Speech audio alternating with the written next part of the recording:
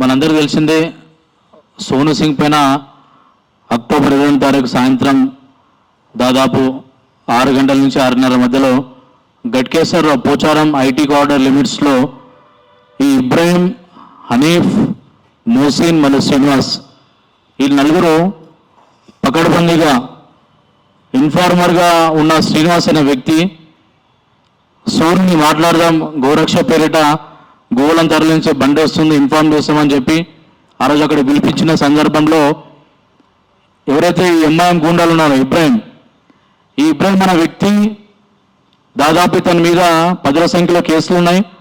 Bahadurpura slot out maintain చేస్తుంటారు. హనీఫ్ చౌదరి వీళ్ళందరూ కూడా వీళ్ళు పరమాలు గోరక్ష కార్యకర్తలపై దాడులు చేయడం జరిగింది. ఈ టీం అంతా కూడా సోనుకు తెలియకుండా అక్కడ స్పాట్కి వచ్చేసి కార్లకి వెళ్ళి దిగంగానే సోను పైన కాల్పులు జరిపాడు. దీనికి ముఖ్య ఉద్దేశం ఏంటంటే ఏదైతే సోను అంతకుముందు కూడా వాండ్రోల నుంచి కూడా ఈ ఇబ్రాహింకి సంబంధించిన వెహికల్స్ అవుతున్న బహదూర్పుర స్లాట్ హౌస్ వెళ్తుంటే ఇల్లీగల్ స్లాటర్ తీసుకెళ్తున్న ఆవులను కూడా ఈ గోరక్షణల్ టీం మా టీం అంతా కూడా కాపాడడం జరుగుతుంది. ఆ రోజు సోను ఇమీడియట్గా ఒక్కరిని ట్రాప్ చేసేసి ఈ దాడి చేయడం, ఈ గంటను కాల్చడం చాలా సిగ్గుచేటు. ఈ చర్యని మా గోరక్షణ సంస్థ నుంచి అదేవిధంగా విహెచ్పి, బజరంగ్ దళ్, భారతీయ జనతా పార్టీ అందరూ కూడా నాయకులు కూడా తీవ్రంగా ఖండిస్తున్నాం. వివిధ హిందూ సంఘాల నాయకులు కూడా అందరూ కూడా దీన్ని తీవ్రంగా ఖండిస్తున్న విషయం మీడియా ద్వారా తెలియజేస్తున్నాం. అదేవిధంగా ఏదైతే స్పాట్లో ఇన్సిడెంట్ జరగగానే మా గోరక్షణల్ ఫౌండర్ శ్రీరణ గారికి సోను అక్కడి నుంచి రక్తపు మడుగులో ఫోన్ చేయడం జరిగింది. ఆయనకు చేయగానే నాకు ఫోన్ చేస్తే నేను స్పాట్లో వెళ్ళాను. అక్కడికి స్పాట్లో వెళ్ళంగానే అక్కడ రక్తపు మడుగులో మొత్తం అక్కడ పడిపోయి ఉంటే ఇమ్మీడియట్గా నా కారులో తీసుకొని హాస్పిటల్ తీసుకెళ్ళడం జరిగింది. అక్కడ కొంత పోలీస్ వ్యవస్థ కొంచెం నిర్లక్ష్యం చేసినా కానీ ఇమ్మీడియట్గా మళ్ళీ వాళ్ళని తీసుకొచ్చి మేడిపల్లిలో శ్రీకర్ హాస్పిటల్ తీసుకెళ్ళడం జరిగింది. మేడికల్ శ్రీకర్ హాస్పిటల్లో ఫస్ట్ ఎయిడ్ ముగించుకొని అక్కడ సరైన సర్జన్ లేని సందర్భంగా మరలా అక్కడి నుంచి అక్కడ లోకల్ పిఎస్ అవుతున్నారు ఆ సిఐ గోవిందరెడ్డి గారు కానీ అక్కడ ఉన్న ఎస్ఐలు కానీ వాళ్ళందరూ ఉటావుటిన మాకు అందరూ కూడా మేలిపేడి పిఎస్కి వచ్చి మాకు అందరికీ సహకరించి అక్కడి నుంచి మేము యశో హాస్పిటల్ జరిగింది. యశో హాస్పిటల్ మేము అందరూ చూసిందే మా కేంద్ర మంత్రి కిషన్ రెడ్డి గారు, బండి సంజయ్ గారు, మా రాష్ట్ర అధ్యక్షులు రామచంద్ర గారు, ఈటల రాజేందర్ గారు, అందరూ కూడా బీజేపీ నాయకులు మహేశ్వర్ రెడ్డి గారు అందరూ కూడా గోరక్షల నాయకులు, వివిధ హిందూ సంఘాల నాయకులు అందరూ కూడా మద్దతు తెలపడానికి హాస్పిటల్లో వచ్చి మాకు సహకారం ఇచ్చారు. ఈ రోజు వరకు కూడా సోను సింగ్ హాస్పిటల్లో ఉన్నాడు. ఆ గోమాత ఆశీర్వాదం వల్ల, ఆ దేవుని ఆశీర్వాదం వల్ల ప్రాణప్రాస్థితిని బయటకు వచ్చి ఈరోజు హాస్పిటల్ నుంచి డిశ్చార్జ్ అయ్యే పరిస్థితి ఉన్నది. మాకు ఎప్పుడైతే సోను సేఫ్ ఉన్నాడో మా గోరక్ష సంస్థ అందరూ కూడా ఒక మీడియా సమావేశం నిర్వహించాలని అనుకున్నాం. ఈరోజు అందుకే ముఖ్య ఉద్దేశం ఇక్కడ రావడం జరిగింది. ఎవరైతే ఇబ్రాహిం అనే ఈ ఎంఐఎం గుండాలలో మనకు తెలిసింది, ఇబ్రాహింకి ఓపెన్గా ఈ ఎంఐఎం పార్టీ నాయకులు అసదుద్దీన్ అక్బరుద్దీన్, ఇంకొక ఎమ్మెల్సీ రెహమత్ బేగ్, ఈ పార్టీ అంతా కూడా వీళ్ళకు అనుకూలంగా వీళ్ళకు సానుకూలంగా వ్యవహరిస్తున్నారు. ఈ రౌడీ షీటర్లకి పోయిన నెల ఏదైతే జూన్ 26 నా మీద ఏదైతే గట్కేసార్లో దాడి జరిగిందో నన్ను చంపే ప్రయత్నం చేశారు ఆ రోజు కారుతో గుద్ది ఇదే ఇబ్రాహిం. ఆ రోజు గట్కేసార్ పోలీస్ స్టేషన్లో కార్యకర్తల అందరూ చెప్పి స్వామీజీ సమక్షంలో అక్కడ మేము పెద్ద ఎత్తున ధర్నా నిర్వహిస్తే ఒక చిన్న పెట్టి కేసు పెట్టి వాళ్ళని పంపించారు. అదే పోలీస్ వ్యవస్థ కనుక ఆ రోజు అతన్ని టైట్ చేస్తుంటే ఈరోజు సోను సింగ్కి ఇలాంటి పరిస్థితి వచ్చేది కాదు. గోరక్షల నాయకుల మీద అనేక సంవత్సరాలుగా ఇక్కడ ఉన్న ప్రెసిడెంట్ కాలు సింగ్ గారు కావచ్చు, గోరక్ష కార్యకర్తలు కావచ్చు, లేకపోతే వివిధ సంస్థలున్న బజరంగ విహెచ్పి నాయకుల మీద ఎవరైతే గోమాతను తల్లిగా భావిస్తున్నారో వాళ్ళందరి మీద దాడులు చేసి చంపే ప్రయత్నం చేస్తున్నారు. ఇంత సిగ్గుచేటు విషయం ఏంటంటే అప్పుడున్న బీఆర్ఎస్ గవర్నమెంట్ కానీ ఇప్పుడున్న కాంగ్రెస్ గవర్నమెంట్ కానీ వేల సంఖ్యలో గోవులని కబీలకు తరలిస్తుంటే వాళ్ళకు సహకారం అందిస్తున్నారు, వాళ్ళకి సన్మానాలు చేస్తున్నారు. ఎమ్మెల్సీ రెహమత్ బేగ్ అనే ఒక వ్యక్తి వాళ్ళని కేవలం గోరక్షల మీద దాడులు చేయడానికి అతను పెట్టుకున్నారు. ఎంత సిగ్గుచేటు అంటే పోలీసులకి కంప్లైంట్ ఇచ్చి గోవులను అప్పగించినాక అక్కడికి వెళ్ళి ఎమ్మెల్సీ అక్కడ ఉన్న ఎంఐఎం గుండాలని తీసుకెళ్లి పోలీసులను బెదిరించి మరీ బయటికి గోశాల నుంచి ఆవులని మళ్ళా కబీలకు తరలించే ప్రయత్నం చేస్తున్నారు. తెలంగాణ గవర్నమెంట్ ఫెయిల్యూర్స్ దీన్ని బట్టి మనం తెలుసుకోవచ్చు ఎంత కూడా ఎలాంటి పరిస్థితి ఉందో. రీసెంట్గా రేవంత్ రెడ్డి గారు చెప్పారు ప్రతి జిల్లాలకు 100 ఎకరాలతో గోశాల ఏర్పాటు చేస్తాం, గోవులను కాపాడుతాం మా బాధ్యత అని చెప్పారు. గోశాలను గోవులను కాపాడే ఏర్పాటు చేయడం పక్కన పెట్టిన రేవంత్ రెడ్డి గారు గోరక్ష కార్యకర్తలకు ఈరోజు సెక్యూరిటీ లేదు తెలంగాణ రాష్ట్రంలో. ఏం చేస్తుంది గవర్నమెంట్? పోలీస్ డిపార్ట్మెంట్ ఫెయిల్ అయింది, గవర్నమెంట్ ఫెయిల్ అయింది. ఇంతకుముందు గవర్నమెంట్ ఎంఐఎంకి మీకు జూబ్లీహిల్స్లో ఎన్నికల్లో మీకు ప్లేస్ కావడానికి ఏ సోని అనే ఒక గోరక్ష కార్యకర్త, ఒక వాల్మీకి సామాజిక చెందిన కార్యకర్త, ఎస్సీ కార్యకర్త మీద లేనిపోయిన అబండాలు మోపుతున్నారు. గోరక్ష కార్యకర్తలు పైసలు కలెక్షన్ చేస్తున్నారని చెప్పి ఒక కాన్సెప్ట్ తీసుకొచ్చి డైవర్ట్ చేసే ప్రయత్నం చేస్తున్నారు. కానీ మీరు ఎన్ని రాజకీయాలు చేసినా, మీరు ఏం చేసినా గోరక్ష కార్యకర్తలకి హిందూ సమాజానికి మాటలు ఎవరు నమ్మట్లేదు. వీళ్ళందరూ కూడా సోను సింగ్ మంచిగా ఉండాలని చెప్పి కోరుకుంటున్నారు. అదేవిధంగా సోను సింగ్ ఈరోజు క్షేమంగా బయటకు వచ్చి అందరూ కూడా సంతోషంగా ఉన్నారు. ఇంతకుముందు ఎన్నోసార్లు బక్రీద్ సందర్భంగా గోరక్ష నాయకులందరూ అవుటర్ రింగ్ రోడ్ మీద బండ్లు చేస్తుంటే 10ల సంఖ్య వెహికల్స్ పెట్టుకొని వాళ్ళ దగ్గర మారణాయుధాలు, ఎక్కడి నుంచి వస్తాయండి మారణాయుధాలు, కత్తులు, తలవార్లు అన్ని కూడా పెట్టుకొని గోరక్ష నాయకుల మీద దాడి చేస్తుంటే ఎన్నిసార్లు కంప్లైంట్ ఇచ్చినా ఈ గవర్నమెంట్ వాళ్ళని కంట్రోల్ చేయలేకపోతుంది. గన్ కల్చర్ తెలంగాణలో కొత్తగా ఒకప్పుడు బీహార్లో యూపీఏ చూస్తుండే బీజేపీ గవర్నమెంట్ రాకముందుకు అక్కడ గన్లు పెట్టి గాలి చేసుకుంటుండే. ఈరోజు మనం చూస్తున్నాం తెలంగాణ రాష్ట్రంలో ఇంత నీచమైన పరిస్థితికి లా అండ్ ఆర్డర్ వ్యవస్థ వచ్చింది. నిజామాబాద్లో పోలీసుని చంపుతారు, సిటీ సెంటర్లో విక్టోరియా గ్రౌండ్స్లో డీసీ మీద అత్యాయత్నం ప్రయత్నం చేస్తారు, గోరక్ష సోను సింగ్ మీద గన్తో కాలుస్తారు. నేను రాత్రి మంచిర్యాలలో ఇంకొక దగ్గర ఇన్సిడెంట్ అయింది. తెలంగాణ రాష్ట్రంలో లా అండ్ ఆర్డర్ ఏమవుతుంది? అసలు రేవంత్ రెడ్డి గవర్నమెంట్ ఏం చేస్తుంది చెప్పాలి సీఎం గారు. గోరక్ష కార్యకర్త మీరు చేయాల్సిన పని మీరు చేయకపోతే మేము బయటికి వెళ్ళి గోరక్ష చేస్తుంటే మా పైన పోలీస్ డిపార్ట్మెంట్, గవర్నమెంట్ కానీ ఎంఐఎం నాయకులకు తలొగ్గి వాళ్ళ కనీసంలో పని చేసుకుంటూ గవర్నమెంట్ ఏమున్నా సరే స్టీరింగ్ మాత్రం ఎంఐఎం నాయకుల గుండాల చేతిలో ఉంటుంది.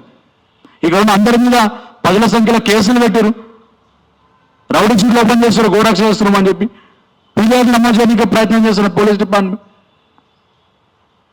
కానీ వాళ్ళ మధ్య ఎలాంటి చర్యలు లేవు. ఇటీవల జనవరి 1 గట్కేశ్వర్లో ఒక గోరక్ష ఇన్సిడెంట్లో గోరక్ష కార్యకర్తలకు మరి స్మగ్లర్లు మన చిన్న కొట్లాటైతే మరి కార్యకర్తలని 10 మందిని నిర్ణయం చేశారు. ఇదే ఇబ్రాం మరి జూలైలో బక్రీద్ సందర్భంగా జూలైలో కానీ ఇక్కడ జూన్లో కానీ మా మీద దాడి చేస్తే ఇంతవరకు అతని కఠిన చర్యలు లేవు. ఆ చర్యలు తీసుకున్న సందర్భంగా ఈరోజు ఇలా సోను సింగ్ జరిగిన గన్ ఫైర్ ఇన్సిడెంట్ జరిగింది. ఆ రోజు ఎంత మీరు కఠినంగా తీసుకుంటే ఈ పరిస్థితి ఏర్పడేది కాదు. రేవంత్ రెడ్డి పొద్దున్న వచ్చి చెప్తున్నారు సీఎం గారు, గోశాల ఓపెన్ చేస్తాం, ఎన్ని ఎకరాలు పాటిస్తామని చెప్పి. గోరక్ష కార్యకర్తలు లక్షణ కల్పించండి ఫస్ట్. ఈ గన్ కల్చర్ మీద కూడా మా బీజేపీ ప్రభుత్వం ఉందో సెంట్రల్ మినిస్టర్, హోమ్ మినిస్టర్ గారు కూడా మేము వినతి చేసుకుంటాం. మీడియా సందర్భంగా మేము కూడా మా సంజయ్ నాయక్ ముందు చెప్పినాం, మేము అన్నయ్య గన్లు పెట్టుకొని తిరుగుతున్నారు, అసలు వీళ్ళకి గన్లు ఎన్నికలు వస్తున్నాయి, వీళ్ళు ఇంకా ఏ ఉగ్రవాద సంస్థ పనిచేస్తుంది, ఏ ఉగ్రవాద సంస్థ అండగా ఉంది, వీటి మీద చర్యలు తీసుకోవాలి. ఇంటెలిజెన్స్ బ్యూరో కానీ కేంద్ర నిఘా సంస్థలు కూడా తెలంగాణ రాష్ట్రంలో ఈ లా అండ్ ఆర్డర్ వైఫల్యాల సందర్భంగా సెంట్రల్ గవర్నమెంట్ వచ్చి తీసుకోవాల్సిన పరిస్థితి ఏర్పడ్డదని చెప్పి మీడియా ద్వారా హెచ్చరిస్తున్నాం. మరి ముఖ్యంగా ఏవైతే కవేలకు వేల సంఖ్యలో ఆవులు వస్తుంటే అక్కడ ఉన్న గవర్నమెంట్ వెటర్నరీ డాక్టర్స్ ఈ గో స్మగ్లర్లకి వాళ్ళు ఇచ్చే డబ్బులకు కమిషన్లకు అమ్ముడు పోయి ఫిట్ ఫర్ స్లాటర్ సర్టిఫికేట్ ఉత్తగా ఉంచేస్తారు. అదే పేపర్ మీట్లు ఉంచినట్టు ఒక పెన్ను పేపర్ పెట్టేసి రాసేసి కబీర్లను తరలించే ప్రయత్నం చేస్తున్నారు.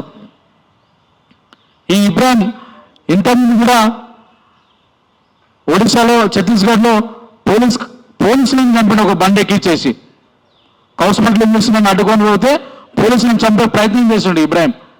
ఇతని మీద ఇమీడియట్గా పీడీ యాక్ట్ ఓపెన్ చేయాలని చెప్పి మేము చాలా సందర్భంగా కోరుకున్నాం. కానీ ఎంఐఎం నాయకులకు భయపడి ఇలాంటి మీద ఎలాంటి చర్యలు తీసుకోలేదు.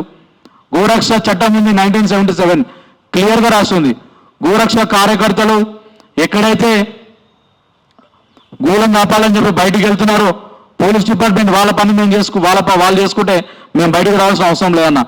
ఈరోజు మధ్యతరగతి కుటుంబాలు అన్నీ కూడా గోరక్ష కార్యకర్తలు బయటకు వచ్చి గోరక్షణ చేస్తున్నారు. వాళ్ళకి ఈ సందర్భంగా ఒకటే తెలియజేస్తున్నాం, మీరు కనుక గోరక్ష చట్టం సరైన విధంగా మీరు అమలు చేస్తే తెలంగాణ రాష్ట్రంలో కూడా గోకథనాలు ఉండవు. గోరక్ష దళ నుంచి మేము ఒకటి డిమాండ్ చేస్తున్నాం. మేము ఇటీవల కొన్ని పేపర్లో చూసాం, మేము మా పాత్రికేయ సోదరులు పాపం వాళ్ళకి తెలుసో లేదో కానీ ఈ టైమ్స్ నోలో కానీ ఈనాడులో కానీ ఇక్కడ ఈనాడులో చూస్తే ఎంత బాధాకరం విషయం అంటే ఒకే కారులో ప్రయాణిస్తున్న ఇబ్రాహిం మరియు ప్రశాంత్ సోను గోరక్షక్ అని వేసారు. ఈ ఫోటో ఒకసారి చూడనన్న. ఈ ఫోటోలో ఉన్నది ఇబ్రాహిం మరియు అతని నెంబర్ ఉన్న మోసిన్. కానీ దీనికి సోనుకు లింక్ చేసి మెయిన్ పేపర్లో ఈ విధంగా వేస్తే ప్రజలు ఏం తప్పు పట్టిస్తుంది. ఈ వార్త చూసి గోరక్షణ సంస్థ తీవ్రంగా బాధపడింది. ఒక్కసారి మీరు ఒక వార్త వేసే ముందు దయచేసి మీరు గ్రౌండ్ లెవెల్లో మీకున్న రిపోర్టర్లు అక్కడ పంపించి మీరు ఎంక్వైరీ చేస్తే మీకు నిజాలు తెలియజేస్తాయి. ఈ విధంగా వేసిన వల్ల వాళ్ళ కుటుంబానికి సోను అన్న కార్యకర్తకి వాళ్ళ మనోభావాలు ఎంత విధంగా దెబ్బతిని ఏ పరిస్థితి వచ్చింది ఈరోజు ఆరెంజ్ కలర్ వేసుకొని ఆరెంజ్ కలర్ టీషర్ట్ వేసుకున్న వ్యక్తి సోను అంటుండు. కానీ అదే రోజు హాస్పిటల్లో సోను హాస్పిటల్లో జాయిన్ అయినప్పుడు నేను కార్లో వేసుకున్నప్పుడు సోను వేసుకున్న టీషర్ట్ వైట్ కలర్ టీషర్ట్ రక్తమండలు ఉంటే నేను తీసుకొని చేశాను ఆ రోజు. దయచేసి మీడియా సోదరులు కూడా మీరందరూ కూడా మాకు సహకరించాలి. ఎందుకంటే హిందువుల మనోభావాలకు సంబంధించింది మీ అందరి సపోర్ట్ ఉంటారు. మేము కూడా ఇవన్నీ కూడా ఆపే ప్రయత్నం చేస్తాం. ఇక చివరిగా గోరక్షదాల నుంచి మాకు కొన్ని డిమాండ్స్ ఉన్నాయి. చాలా రోజుల నుంచి కూడా మేము పోలీస్ డిపార్ట్మెంట్ కానీ తెలంగాణ గవర్నమెంట్ కానీ మేము వినతి చేసుకుంటున్నాం. ఏదైతే సోన్ సింగ్ మీద ఇన్సిడెంట్ అయినాక చాలామంది మా సంస్థలు ఏదైతే విహెచ్పి బజరంగ దళ్ కూడా అన్ని కూడా మాట్లాడినాం. అన్ని చేసినప్పుడు కొన్ని సంస్థల పట్ల కూడా మేము వాళ్ళ సూచనలు తీసుకొని కొన్ని విషయాలు తెలియాలనుకుంటున్నాం. ఏదైతే హైదరాబాద్కి ఉన్న ఈ అక్రమ కబీలాలు ఏవైతే ఉన్నాయో ఈ అక్రమ కబీలాలకి అయితే చెక్ పోస్టులు ఏర్పాటు చేశారు. అవుట్స్కట్స్లలో చెక్ పోస్ట్ ఏర్పాటు చేసి అవి కేవలం బక్రీద్ టైంలో పెడతారు. బక్రీద్ టైంలో కూడా ఓర్మ అవుతారు. పాపం ముసలాళ్ళని పెడతారు అక్కడ పోలీసు వాళ్ళని. వాళ్ళకి డీసీ మెకానిక్ రాదు, చూడనీకి రాదు, వదిలేస్తారు వాళ్ళని. అక్కడి నుంచి వెళ్ళంగానే కథలగానకు వచ్చి పడుతున్నాయి. డైలీ వేల సంఖ్యలో మన హైదరాబాద్కి ఉన్న ఇక్కడ ఓల్డ్ సిటీ కానీ కబీలాలకు కానీ ఎన్ని సంఖ్యలో వేల ఆవులు వస్తే గవర్నమెంట్ కానీ డిపార్ట్మెంట్ ఎలాంటి చర్యలు తీసుకుంటుంది? ఈ తరలింపుకి వీళ్ళు అనుకున్న అక్రమ వస్త్రాల చేతిలో ఉన్న వీళ్ళు అనుకున్న మాఫియాకి అసలు సంబంధం ఏంది? వీళ్ళు అనుకున్న పెద్ద మనుషులు సంబంధం ఏంది? కొంతమంది దీన్ని విచారణ జరపాలని కోరుతున్నారు. విచారణ జరపాల్సింది ఆవులు ఎట్లా వస్తున్నాయి తెలంగాణ రాష్ట్రంలో, ఆవులు ఏ విధంగా లోపలికి వస్తున్నాయి, ఆవులు ఏ విధంగా కదలకుండా పోతున్నాయి అని చెప్పి మొదటి డిమాండ్. గవర్నమెంట్ వీటి మీద వెంటనే విచారణ జరిపి చర్యలు తీసుకోవాలి. అదేవిధంగా రాష్ట్రంలో కానీ తెలంగాణలో కానీ తెలంగాణ రాష్ట్రంలో ముఖ్యంగా హైదరాబాద్లో పదుల సంఖ్యలో కబీలాలు అక్రమ కబీలాలు ఉన్నాయి.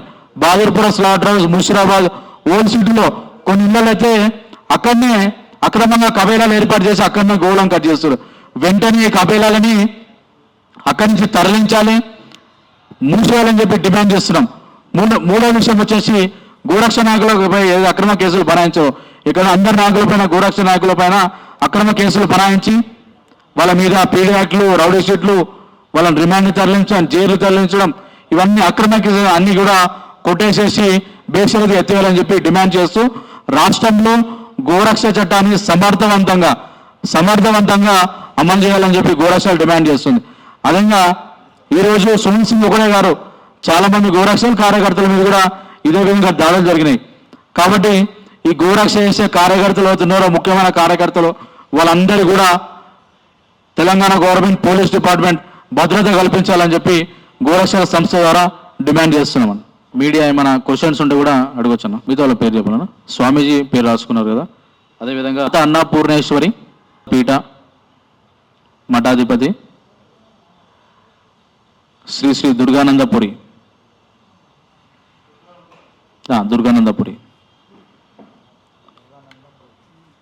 గోరక్ష దళ్ స్టేట్ ప్రెసిడెంట్ కాలు సింగ్,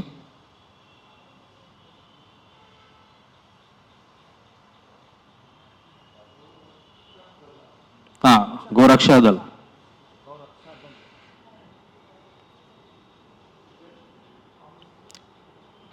जनरल सेक्रेटरी पवन रेड्डी,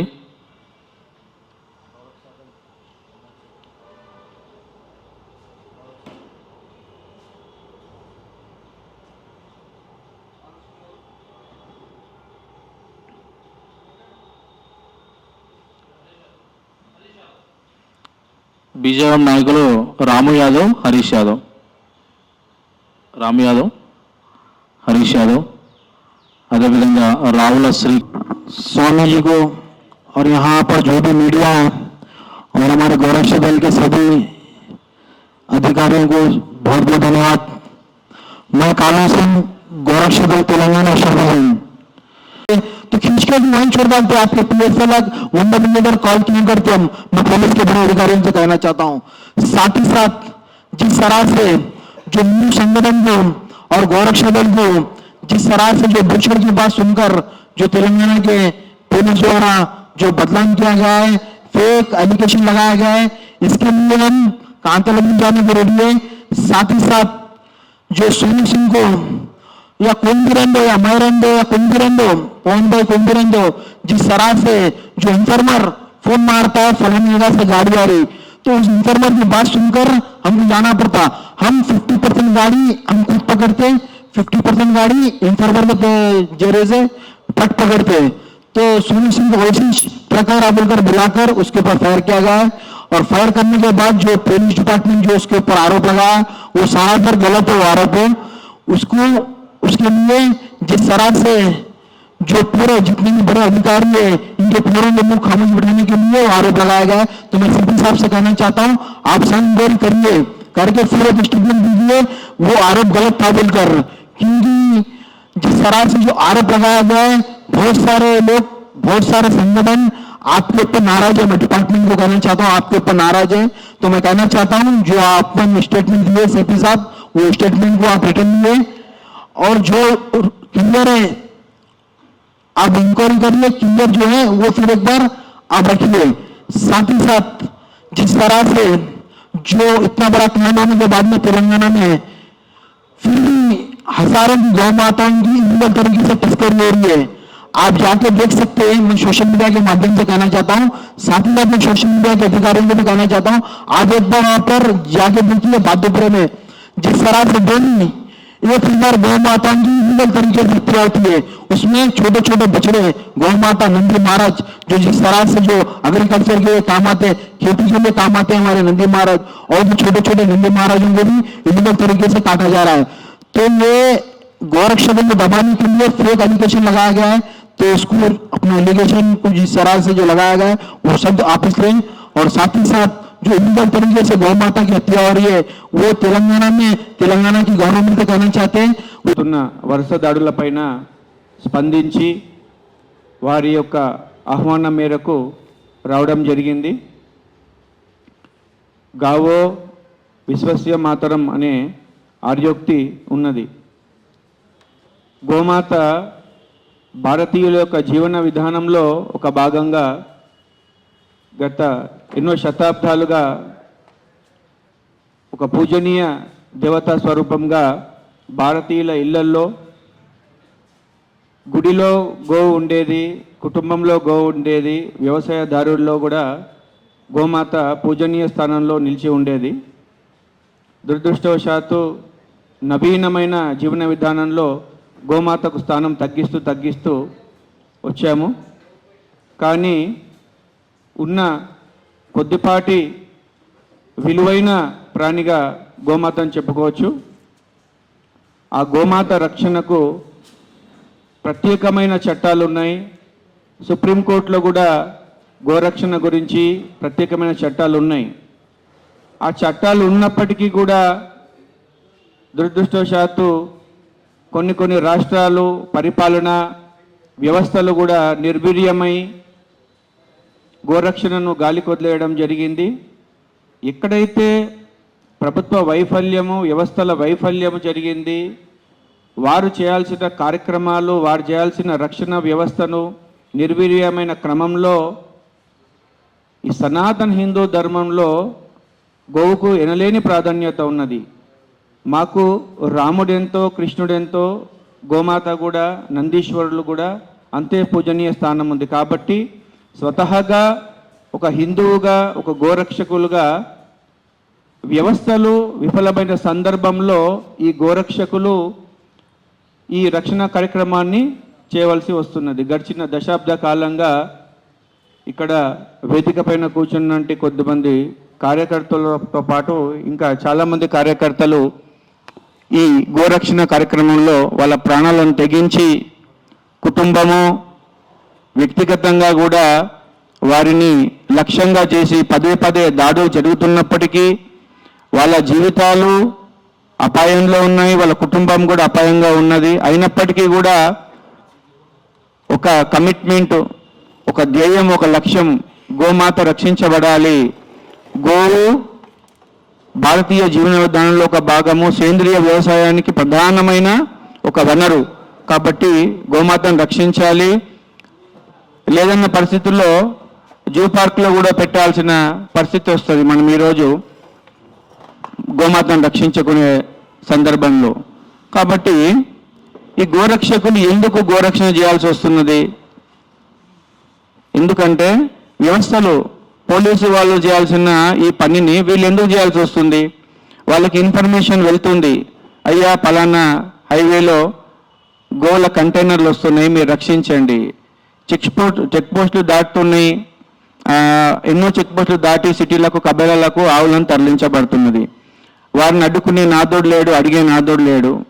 కాబట్టి విధులేని పరిస్థితుల్లో ఈ గోరక్షకులు ఈ గోరక్షణ చేయాల్సిన పరిస్థితి వచ్చింది. దాని ఫలితంగా వాళ్లకు అభినందనలకు ఎక్కడ స్థానం లేదు. ఇంకా వాళ్ళపైన పీడీ యాక్ట్లు పెట్టడము, పరిపరి విధాల కేసులు పెట్టడము, ఏ ఒక్క గోరక్షకుడు పైన కూడా వ్యక్తిగతమైన ఒక రౌడీ షీట్ కానివ్వండి, ఒక దొంగతనం కానివ్వండి, ఒక చైన్ స్నాచింగ్ కానివ్వండి, ఒక ల్యాండ్ గ్రాబింగ్ కేసు కానీ లేదు ఎవరిపైన. వారిపైన ఉన్న కేసు ఒకటి ఏంటి అంటే గోరక్షణ చేయడము, నందీశ్వరులను రక్షించడము, గోమాతలను రక్షించడము, లేగదూడలను రక్షించడము. దీనిపైన ఒక్కొక్క గోరక్షకుల పైన 20 30 40 కేసులు ఉన్నాయి. ఇది ఎంత శోచనీయమండి. మేము ప్రశ్నిస్తున్నాం, యావత్ హిందూ సమాజం తరఫున, సాధు సంతుల తరఫున, హిందూ మఠపీఠల తరఫున, హిందూ సమాజం తరఫున మేము ఒకటే సూటి ప్రశ్న వేస్తున్నాం. అయ్యా ప్రభుత్వాధికారులారా, పోలీస్ అధికారులారా, మీరెందుకు సుప్రీంకోర్టు చట్టాలు స్పష్టంగా చెప్తున్నాయి గోరక్షణ జరగాలి, మీరెందుకు గోరక్షణ చేయలేకపోతున్నారు? మీరు గోరక్షణ జరిగినప్పుడు, మీ ఆధ్వర్యంలో గోరక్షణ జరిగినప్పుడు, నందీశ్వరుని రక్షించి ఒక గోశాలకు పంపించినప్పుడు వీరెందుకు మధ్యలో వచ్చి రక్షించేస్తారు? మీ పని మీరు చేస్తున్నారు కాబట్టి వారి యొక్క ఇంటర్ఫియరెన్స్ ఉండదు. మీరు విఫలమైనరు కాబట్టే గోరక్షకులు ఈ గోవులను రక్షించాల్సిన పరిస్థితి వస్తుంది. మీ పని మీరు సక్రమంగా చేసినప్పుడు గోరక్షకులకు ఈ విధంగా చేయాల్సిన పని ఉండదు. గడిచిన 2-3 నెలలలో వరుసబెట్టి గోరక్షకుల పైన వ్యక్తిగతంగా ఎవరైతే రాష్ట్ర స్థాయిలో వాళ్ళ ప్రాణాలను పణంగా పెట్టి గోరక్షణ చేస్తుండ్రో వాళ్ళని టార్గెట్ చేయబడుతున్నారు. ఆ గోరక్షకులకు పదే పదే బెదిరింపులు రావడము, వాళ్ళ ప్రాణానికి హాని ఉన్నదని కేవలం ఫోన్ల ద్వారా కాకుండా ప్రాక్టికల్గా కూడా వారిపైన దాడులు జరుగుతున్నాయి. కాబట్టి ఇవన్నిటిని కూడా హిందూ సమాజం తరఫున, మఠపీఠాల తరఫున, దేవాలయ మందిరాల ఉత్తరాధికారుల తరఫున, పీఠాధిపతుల తరఫున మేము తీవ్రంగా ఖండిస్తున్నాము. మేము ఒక ప్రభుత్వానికి ఒక విన్నపం చేస్తున్నాము. అయ్యా దయచేసి ఈ గోరక్షణ మీరు చేయాల్సిన కార్యక్రమము, ల్యాండ్ ఆర్డర్ మీ చేతిలో ఉంది, పోలీస్ వ్యవస్థ మీ చేతిలో ఉంది. కాబట్టి మీరు భవిష్యత్తులో గోరక్షకులకు టార్గెట్ చేయకుండా ఎవరైతే గోరక్షణ చేస్తుండ్రో వాళ్ళందరి పేర్లు సేకరించి వారిని ఇబ్బంది పెట్టడం కాదు. గోరక్షకుల పైన, గోవుల పైన ఎవరు ఈ విధంగా దుర్మార్గంగా ప్రవర్తిస్తుండ్రో వారిని మీరు అరెస్ట్ చేయండి, వారిని జైలుకి పంపించండి. విచ్ఛిన్నకర శక్తులకు, గూండాలకు, గోహంతకులకు గన్లు ఎక్కడి నుంచి వస్తున్నాయి, మారణాయుధాలు ఎక్కడొస్తున్నది, వారిపైన ఎందుకు ఈ చర్యలు తీసుకుంటలేరు? గోరక్షకులపైనే ఈ విధంగా చర్యలు తీసుకుంటున్నారు. ఇవన్నిటిని కూడా మీరు పరిగణలోకి తీసుకుంటారని ఆశిస్తూ హిందూ సాధు సంతుల తరఫున, పూజనీయ ఆశ్రమాల తరఫున, గోశాలల తరఫున మరొక్కసారి ప్రభుత్వాన్ని, పోలీస్ అధికారులను మేము విన్నవిస్తున్నాము. గోరక్షకులకు ఇబ్బందులు కలిగించే విధంగా మీరు కేసులు పెట్టద్దు. గో మాఫియా పైన, గో హంతకుల పైన కఠినమైన చర్యలు తీసుకోవాలని కోరుతూ మా ఈ ప్రసంగాన్ని విరమిస్తున్నాం. జై శ్రీరామ్.